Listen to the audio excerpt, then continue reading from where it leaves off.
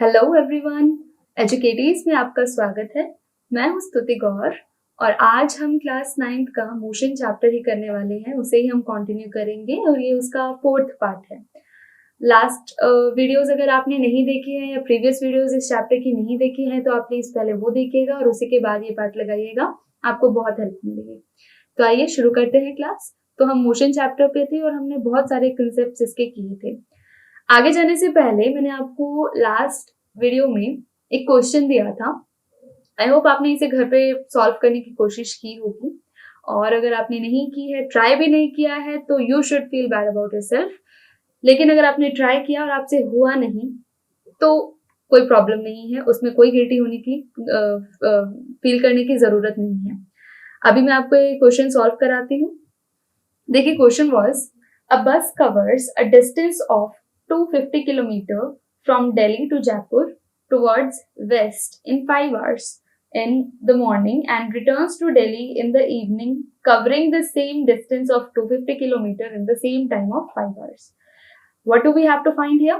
We have to find the average speed and average velocity. Okay. इससे पहले हम question करें, ये नोट आप याद रखिए कि एवरेज स्पीड जो है किसी भी बॉडी की वो जीरो नहीं हो सकती, लेकिन जो एवरेज वेलोसिटी है वो जीरो हो सकती है।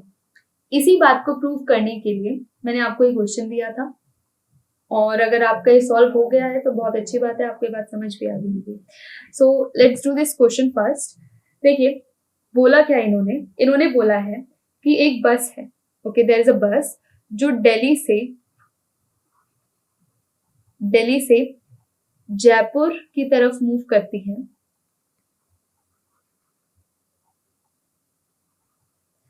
और दिल्ली से जयपुर के बीच का जो डिस्टेंस है वो है 250 किलोमीटर्स। ओके, पहले वो इस डायरेक्शन में मूव कर रही है। तो दिल्ली से जयपुर का जो डिस्टेंस है वो है 250 किलोमीटर्स एंड दिस बस covers this distance in 5 hours. ठीक है, ये 5 आवर्स में ये डिस्टेंस को कवर करती है और जयपुर से फिर से मूव करती है और वापस दिल्ली की तरफ आ जाती है। ठीक है, कहाँ आ जाती है? दिल्ली की तरफ आ जाती है। तो आप मुझे बताइए, जिस रास्ते से गई थी उसी रास्ते से वापस आ गई तो क्या डिस्टेंस बदल जाएगा? जी नहीं, 250 किलोमीटर ही रहेगा। सेम टाइम इन्होंने गिवन दिया भी हुआ है स्पेसिफिकली। ठीक है, और अगर गलती से इस क्वेश्चन में ये ना भी दिया होता, यूं कह दिया होता कि वो सेम रूट से वापस आ गई है, तो भी हम सेम ही डिस्टेंस लेते इन सेम टाइम। ओके, हम अज्यूम कर लेते फिर। ओके, सो दिल्ली से जयपुर गई एंड जयपुर से वापस दिल्ली आ गई। ठीक है, सुबह दिल्ली से जयपुर गई और शाम को वापस आ गई। तो अब हमें इसकी क्या निकालनी थी? Average speed. So let's talk about the average speed. What is the formula of average speed? Average speed का फॉर्मूला क्या होता है? एवरेज मैंने बताया था, कद्दू कटेगा सब में बराबर बटेगा। तो total distance upon total time taken. Speed की ऐसा यूनिट होती है मीटर पर second. Okay, total time taken, it is the average speed. Now what is the total distance? 250 जाने का और 250 आने का। ओके, टोटल जर्नी तब खत्म होती है हमारी। तो 250 प्लस 250, टोटल टाइम कितना लगा? 5 आवर जाने के, 5 आवर वापस आने के। तो 5 आवर प्लस 5 आवर, ये हमारा हुआ total time taken. Now 250 plus 250 equals to 500 kilometers and 5 hour plus 5 hour 10 hours. Okay, अब हम इसे डिवाइड करते हैं तो कितना आया? स्पीड, एवरेज स्पीड हमारी 50 and kilometre per hour. 50 kilometre per hour हमारी क्या आ गई? एवरेज स्पीड आ गई। ओके, यहां तक कोई प्रॉब्लम नहीं है। ओके, नेक्स्ट अब हम देखते हैं, एवरेज स्पीड के बाद हमें निकालना था एवरेज वेलोसिटी को। ओके, अभी हम एवरेज वेलोसिटी निकालते हैं।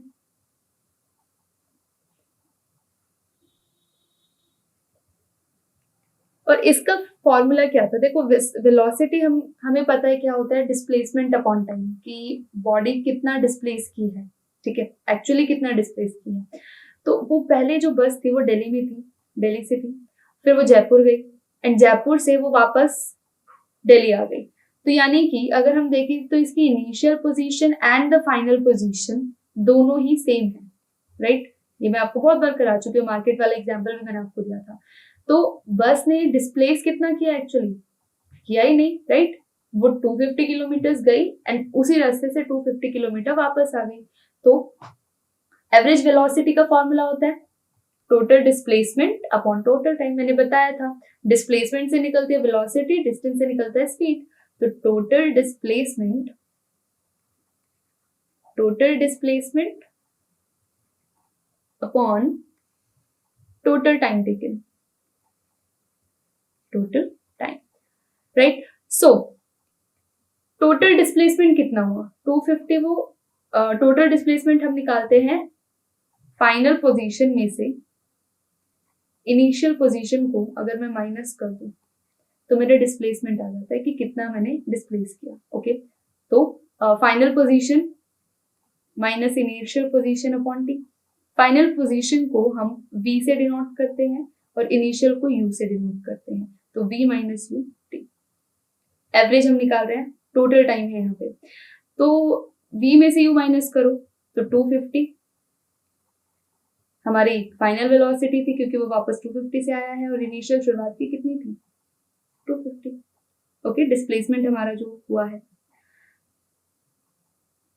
तो एक्चुअली उन्होंने कितना डिस्प्लेस किया हमारा 250 में से 250 को हम माइनस कर देंगे, क्योंकि इनिशियल और फाइनल पोजीशन हमारी सेम थी और टोटल टाइम तो वही 10 आवर्स था।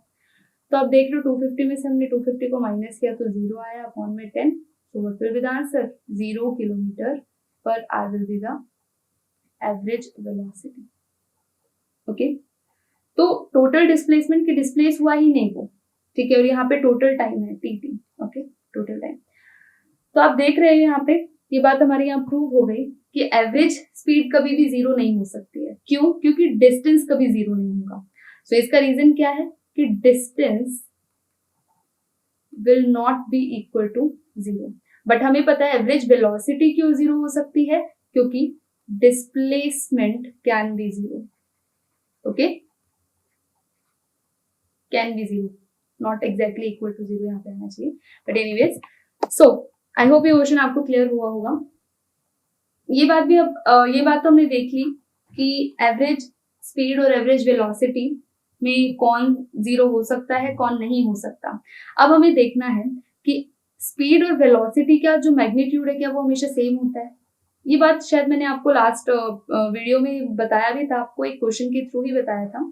तो ये बात आप वैसे याद रखिए कि speed and velocity are not always equal in magnitude. Magnitude यानी न्यूमेरिकल वैल्यू, ठीक है।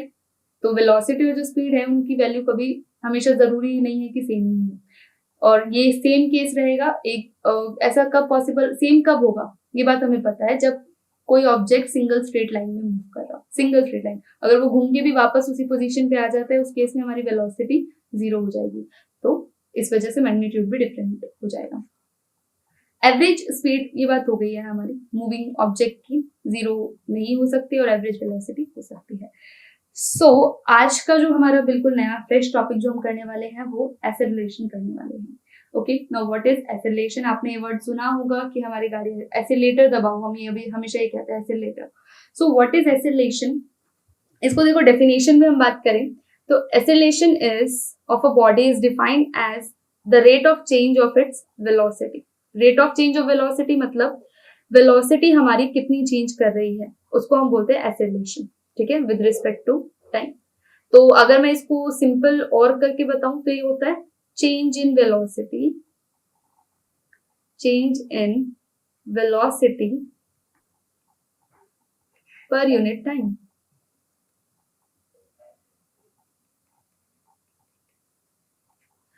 वेलोसिटी टाइम के रिस्पेक्ट में कितना चेंज हुई है, ठीक है, ये हमारा फर्स्ट पॉइंट था। सेकेंड पॉइंट, आप इसके ना नोट्स बना लीजिएगा, क्योंकि जो एक फिजिक्स के चैप्टर होते हैं उसमें हमें बहुत ज्यादा पता नहीं चलता क्या नोट्स बनाए क्या नहीं बनाए। तो आप इन्हें एज इट इज आप जरूर पेन डाउन कीजिए, क्योंकि आप जब आप एग्जाम में रिवाइज करेंगे आपको बहुत हेल्प मिलेगी। So second point is average, यानी एसिलेशन है, मुझे चेंज इन वेलोसिटी चाहिए। इसका फॉर्मूला क्या हो जाएगा, change in velocity per unit time, यानी change in velocity divided by time. Okay, change in velocity को कैसे निकालते हैं, लेट अस सपोज कोई ऑब्जेक्ट ए पे था, अब उसे बी पे जाना, वो बी पे गया, ठीक है। ए उसकी इनिशियल पोजीशन थी और बी उसकी फाइनल पोजीशन है। ओके, तो अब मुझे बताना है कि इसने वेलोसिटी कितनी चेंज की। ठीक है, लेट अस सपोज ए पे जब वो था तो वो 5 मीटर पर सेकेंड की स्पीड से चल रहा था, यानी वेलोसिटी से चल रहा था, क्योंकि वो एक डेफिनेट डायरेक्शन में जा रहा है। और जब वो फाइनल पोजीशन पे रुका तो उसकी वेलोसिटी, तब जो बी पोजीशन पे उसकी वेलोसिटी थी 10 मीटर पर सेकेंड। अब आप मुझे बताइए उसने चेंज कितना किया। तो फाइनल में 10 में से मैं 5 को माइनस करूंगी, यानी उसने चेंज जो किया वो 5 मीटर पर सेकेंड से किया। तो सिंपल है, अगर मुझे चेंज इन वेलोसिटी निकालना है तो मैं क्या करूंगी, फाइनल वेलोसिटी में से इनिशियल वेलोसिटी को माइनस कर दूंगी। और final velocity is represented by v and initial velocity is represented by u and a for acceleration, t for time, we know that. So v minus u by t is the formula of acceleration. ऐसा unit क्या होती है acceleration की? It is meter per square second या second square. How do we write this? meter per square second, ऐसे भी लिख सकते हो, ओके, या फिर आप इसे ऐसे भी लिख सकते हो। बहुत बार आपको ऐसा लिखा हुआ मिलेगा, इसका रीजन मैं आपको बताती हूँ एक्सप्लेन करके क्यों इसे माइनस में। अगर आपने एक्सपोनेंट्स एंड पावर किया है मैथ्स में, प्रीवियस क्लासेस में किया ही है डेफिनेटली, तो आपको समझ आ जाएगा what does that mean. But still बिल्कुल बेसिक से हम कराने वाले हैं, तो इसको मैं आपको बता दूंगी। Now fourth and fifth point are important. What are these? ऐसा यूनिट मैंने बताया, अगर आपने किसी भी क्वेश्चन में सिर्फ 1 मीटर भी नहीं लिखा वैल्यू के सामने तो आपका हाफ मार्क्स चला जाएगा। तो यूनिट्स बहुत इंपॉर्टेंट है यहाँ पे। Last point, When a body is moving with uniform velocity, अगर कोई बॉडी यूनिफॉर्म वेलोसिटी से मूव कर रही है तो एक्सेलरेशन 0 होगा। Now I will explain this. Uniform velocity क्या होगी? ठीक है, मैं स्टेप बाय स्टेप लेके चलती हूँ आपको। ओके, लेट अस सी यूनिफॉर्म वेलोसिटी क्या होगी। यूनिफॉर्म वेलोसिटी यानी जो वेलोसिटी हमारी चेंज नहीं हो रही है। ठीक है, इसका मतलब क्या होगा कि वेलोसिटी यानी कोई भी ऑब्जेक्ट है वो कांस्टेंट स्पीड से चल रहा है, कांस्टेंट स्पीड से चल रहा है इन अ डेफिनेट डायरेक्शन। ओके, एक डेफिनेट डायरेक्शन में, उसको हम क्या बोलेंगे, यूनिफॉर्म वेलोसिटी। ठीक है, वेलोसिटी क्या थी, स्पीड प्लस डायरेक्शन, मैंने आपको लिखवाया था। ठीक है, लेकिन अगर कोई ऑब्जेक्ट इक्वल डिस्टेंस कवर कर रहा है इक्वल इंटरवल ऑफ टाइम में, ठीक है, कोई ऑब्जेक्ट है वो इक्वल डिस्टेंस कवर कर रहा है इक्वल इंटरवल ऑफ टाइम में, और वो भी एक स्पेसिफिक डायरेक्शन में, तो हम क्या कहेंगे, वो एक यूनिफॉर्म वेलोसिटी के साथ चल रहा है, यानी कि उसकी वेलोसिटी बदल ही नहीं रही है, सेम चल रही है। इस पॉइंट पे भी उसकी वेलोसिटी 2 मीटर पर सेकेंड है, इधर भी 2 मीटर पर सेकेंड है, इधर भी 2 मीटर पर सेकेंड है। ठीक है, तो जैसे जैसे वो मूव कर रहा है उसकी वेलोसिटी जो है नहीं चेंज हो रही है, यूनिफॉर्म है, कांस्टेंट है। ठीक है, this is uniform velocity, we got it. Now they are saying कि एक्सेलरेशन क्या होता है अब हमारा,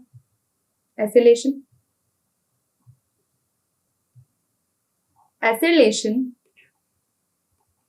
change in velocity per unit time में नहीं लिख रही हूँ क्योंकि इट्स अंडरस्टूड। तो चेंज इन वेलोसिटी यानी जब वेलोसिटी चेंज होगी तभी हम कहेंगे कि बॉडी ने एक्सेलरेट किया है। नाउ यू टेल मी, मैंने आपको बताया था कि वेलोसिटी चेंज कब कब हो सकती है, कब चेंज हो सकती है वेलोसिटी। मैंने इसके 2 केस बताए थे। पहला केस था either you change the speed, change speed, और चेंज डायरेक्शन। क्या तो आप स्पीड बदलिए या फिर आप डायरेक्शन बदल दीजिए या फिर दोनों ही बदल दीजिए, आपकी जो वेलोसिटी है वो चेंज हो जाएगी। ठीक है, तो स्पीड और डायरेक्शन अगर आप बदल देंगे या इनमें से कोई एक चीज भी बदल देंगे तो आपकी वेलोसिटी चेंज हो जाएगी। और अगर आपकी वेलोसिटी चेंज हो गई तो यानी आप एक्सेलरेट कर रहे हो। नाउ सपोज दिस, अगर आप एक्सेलरेट ही नहीं कर रहे हो, सॉरी आपकी वेलोसिटी चेंज ही नहीं हो रही है, आपने देखा यहाँ भी 2, यहाँ भी 2, यहाँ भी 2, आपकी वेलोसिटी सेम है, कांस्टेंट है, तो क्या आप एक्सेलरेट करोगे? नहीं करोगे। क्यों? अभी आप फॉर्मूला में पुट करके देख लीजिए, this is A point and this is B point.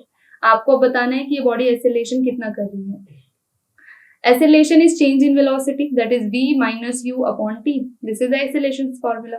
ठीक है, फाइनल पोजीशन में से इनिशियल पोजीशन को आप माइनस करेंगे और फिर t से डिवाइड कर देंगे. अब this is the initial position and this is the final position. Put it in the formula 2 - 2 upon t, कोई भी आप 5 सेकेंड्स लगा लीजिए. तो t - t यानी 0/5 यानी 0. यानी कि ऐसे आप कर ही नहीं रहे. इट इज रियली अंडरस्टूड कि आप कांस्टेंट वेलोसिटी से चल रहे हैं, आपकी स्पीड बिल्कुल सेम है, speed same in a particular direction, तो यानी आपकी यूनिफॉर्म वेलोसिटी है. और जब आपकी वेलोसिटी ही नहीं बदल रही है तो आप एसिलेट नहीं कर सकते, राइट? क्योंकि एसिलेशन क्या है? हमारा चेंज इन वेलोसिटी. आप इसे अप्लाइड क्वेश्चंस में भी देख सकते हैं. कैसे? अगर आपको अपनी गाड़ी की स्पीड तेज करते हैं, ठीक है, तेज करते हैं तो आप कहते हैं एक्सीलेटर दबाओ ताकि आपकी गाड़ी की स्पीड तेज हो, ठीक है. यानी इन दैट केस आप एक्सीलेशन कर रहे होगे. अब हम इनके कुछ एग्जाम्पल देखते हैं कि एक्सीलेशन कब होता है और कब नहीं होता है, ठीक है. ओके, एक्सीलेशन और यहाँ पे होगा नो एक्सीलेशन.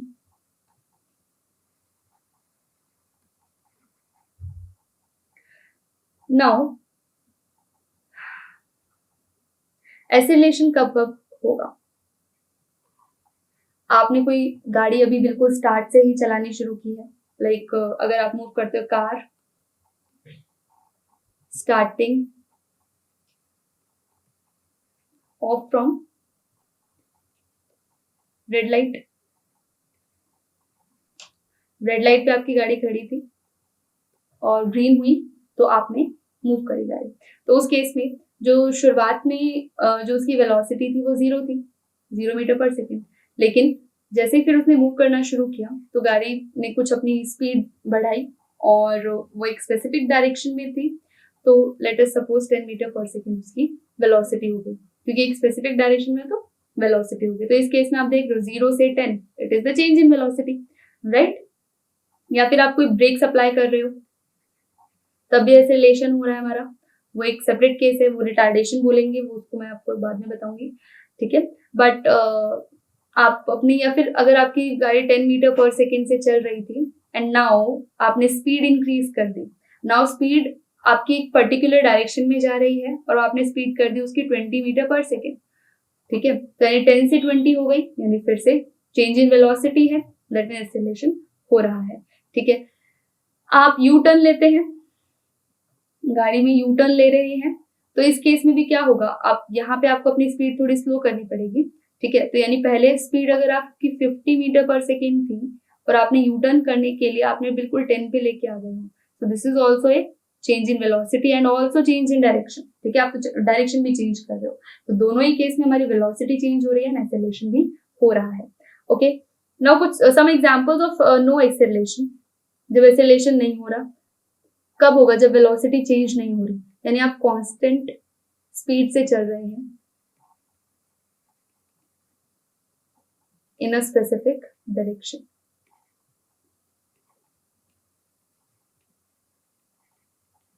ओके, तब हम कहेंगे कि हमारा एक्सेलरेशन नहीं हो रहा है. उस केस में एक्सेलरेशन विल बी 0, ये याद रखना, ठीक है. Next, uniform and non uniform acceleration. जैसे यूनिफॉर्म मोशन था एंड नॉन यूनिफॉर्म मोशन था, सेम ऐसे ही uniform acceleration and non uniform acceleration.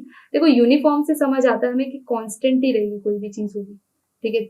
Whether it be constant ही रहेगी, whether it be speed, distance, कुछ भी, ठीक है. सो डेफिनेशन क्या होगी? A body has a uniform acceleration if it travels in a straight line में ट्रेवल कर रहा है और उसकी वेलोसिटी इंक्रीज कर रही है by equal amount in equal interval of time. Now see, आपको एग्जांपल मैं ऑलरेडी दे चुकी हूँ. क्या? कोई ऑब्जेक्ट है, वो ए से बी पे जा रहा है, स्ट्रेट लाइन में चल रहा है, because this is straight line motion, ठीक है. ए से बी पे वो जा रहा है और वो 5 मीटर पर सेकेंड से चल रहा है हर जगह. उसकी जो स्पीड है वो 5 मीटर पर सेकेंड है, 5 मीटर पर सेकेंड, 5 मीटर पर सेकेंड, ठीक है. या फिर 10, 15, अगर उसकी वेलोसिटी आप इंक्रीज कर रहे हो 20 मीटर पर सेकेंड, 25 मीटर पर सेकेंड, ठीक है।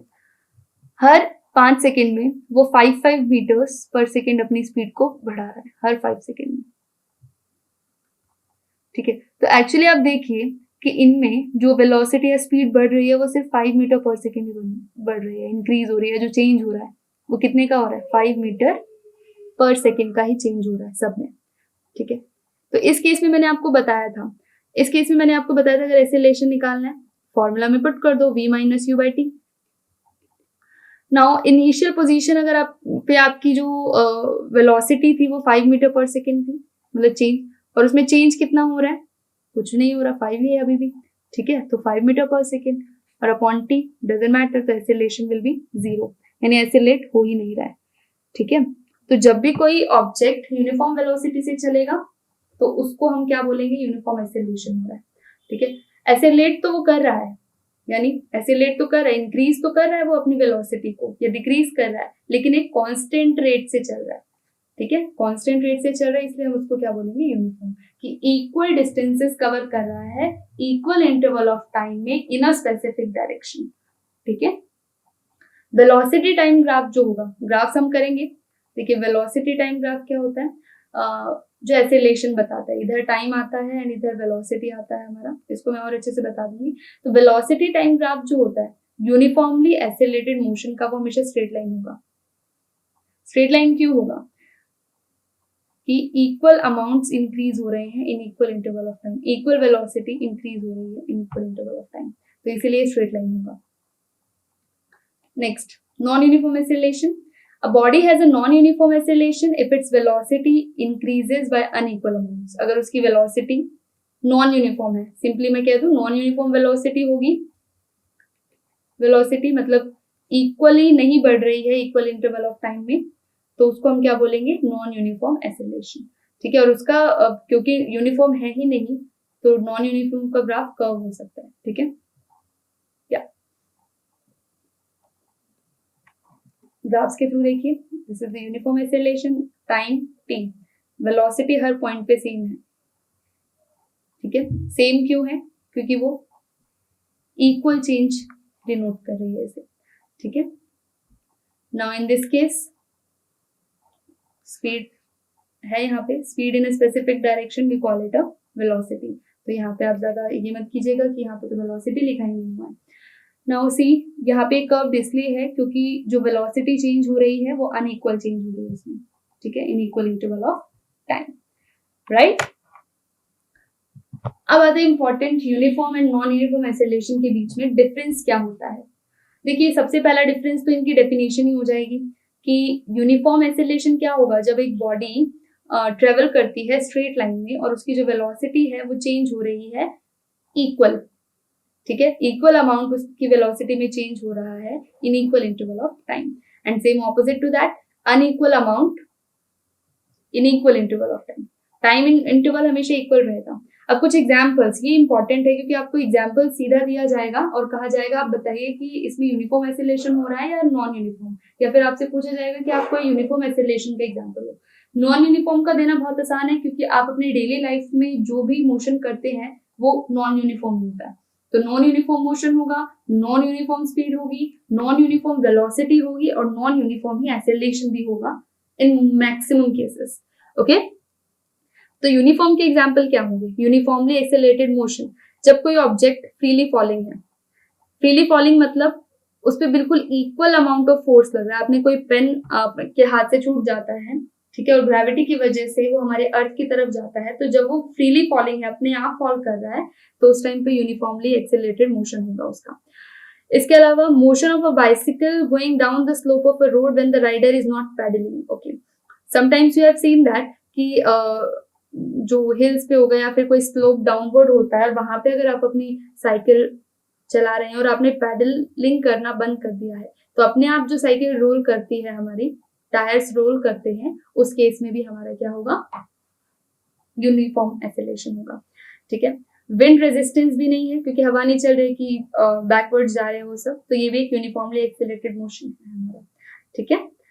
सो यूनिफॉर्म एक्सेलरेशन का और कोई एग्जाम्पल या और कोई एग्जाम्पल अगर है तो आप कमेंट सेक्शन में डाल सकते हैं।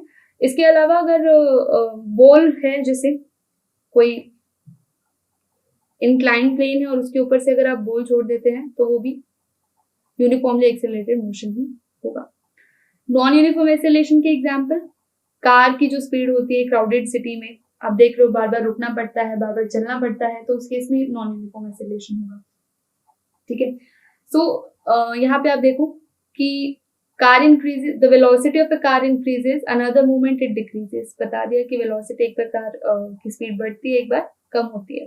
So the movement of car on a crowded city road is an example of non uniform motion. Non uniform motion के तो वैसे ही बहुत सारे एग्जाम्पल आप अपने डेली लाइफ में देख सकते हैं। ठीक है, तो आज हम बस इतना ही करने वाले हैं। यूनिफॉर्म एक्सेलरेशन का या जो एक्सेलरेशन है उसका एक टॉपिक बस बचा है, वो है रिटार्डेशन या डी एक्सेलरेशन क्या होता है। ये हम कल की वीडियो में करेंगे क्योंकि आज का सफिशिएंट हो गया, और उसके बाद हम कल की वीडियो में जो इम्पोर्टेंट इक्वेशंस है, जो इस चैप्टर का मोस्ट इम्पोर्टेंट पार्ट है और जिसमें से डायरेक्टली डेरिवेशंस आती हैं, वो हम करने वाले हैं। सो आज के लिए थैंक यू। अगर आपको ये वीडियो पसंद आई है तो please like, share and subscribe, क्योंकि हमें बहुत मोटिवेशन मिलता है इससे।